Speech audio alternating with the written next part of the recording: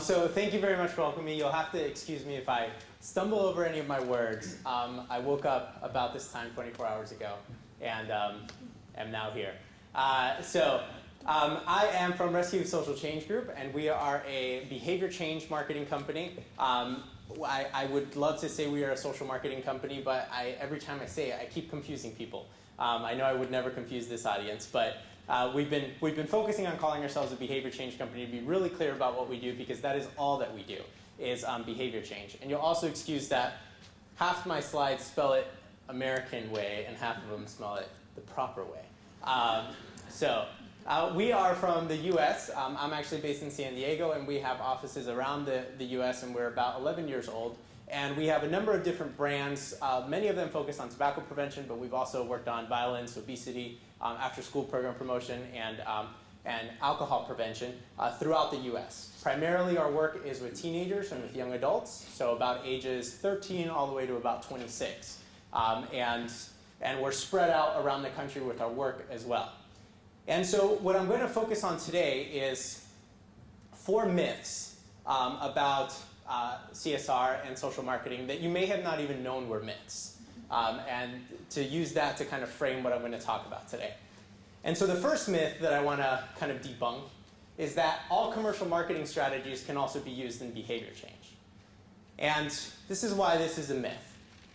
I want you to think about Pepsi and Coke's strategies, all right? And their marketing strategies to take each other's customers. And you'll see in Pepsi's strategies 1,000,001 ways of how they're going to take Coke's customers.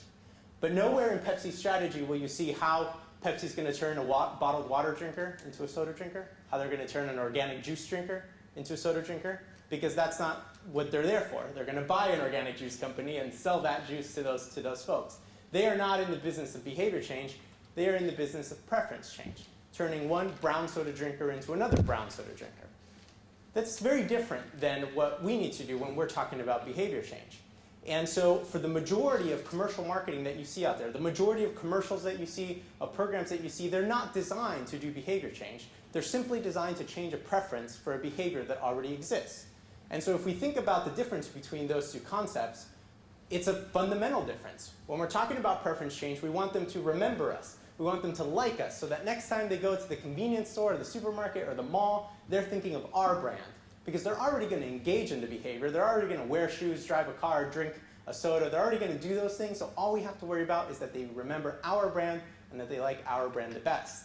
But when you're talking about behavior change, they could remember you all you want them to. The important part is that they actually agree with you, and that they think that what you're offering is going to make their lives better, and that they fundamentally change the way that they behave in order to do what you want them to do. And so to do that, awareness and memorability and likability aren't as important as persuasiveness and relevance and identification with the people that are presenting this message and the lifestyle that's being promoted through the message. And so this difference is all the way at step 1. It's a fundamental change that we have to kind of acknowledge is there. So this is important to understand, because a lot of times we kind of get to step 3, 4, or 5 assuming that our challenge is just like a commercial challenge. That all we have to do is get everyone to know our brand and get everyone to love us, and then we're going to succeed. They can love you all they want, but that doesn't mean that you're going to succeed.